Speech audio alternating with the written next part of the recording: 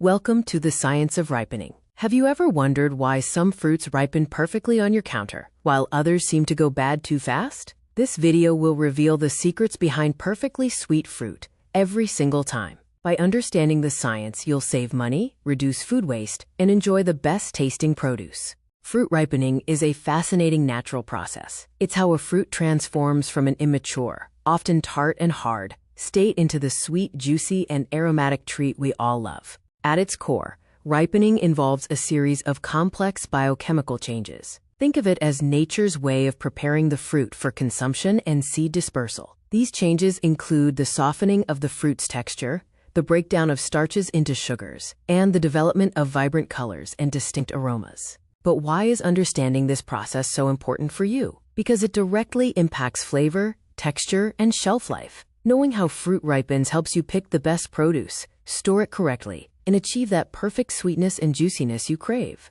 The star of our ripening story is a natural plant hormone called ethylene. Often referred to as the fruit ripening hormone, ethylene plays a crucial role in initiating and accelerating the ripening process in many fruits. Ethylene acts as a signaling molecule. As a fruit matures, it produces ethylene, which then triggers a cascade of events within the fruit, leading to the changes we associate with ripening. The more ethylene produced, the faster the ripening process typically occurs. Fruits that produce significant amounts of ethylene are called climacteric fruits. These fruits continue to ripen after being harvested. Think of apples, bananas, avocados, and tomatoes.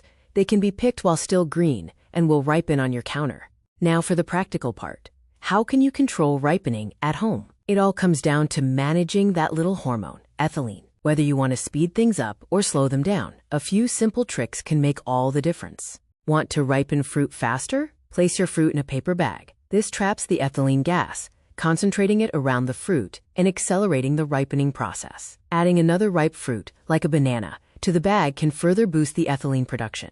To slow down ripening, the key is to reduce ethylene exposure and cool temperatures. Storing climacteric fruits in the refrigerator will significantly slow down their ripening, as cold temperatures inhibit ethylene production and activity. Let's look at some common fruits and how to best ripen them, applying these scientific principles. For bananas, avocados, and tomatoes, which are all climacteric, you can ripen them on the counter. If you need them faster, use the paper bag trick. If they're ripe and you want to keep them longer, pop them in the fridge. Non-climacteric fruits like berries and citrus do not ripen further after being picked. They produce very little ethylene, so buy them ripe and store them in the refrigerator to maintain their freshness for as long as possible. By understanding the role of ethylene and differentiating between climacteric and non-climacteric fruits, you now have the power to master the art of ripening.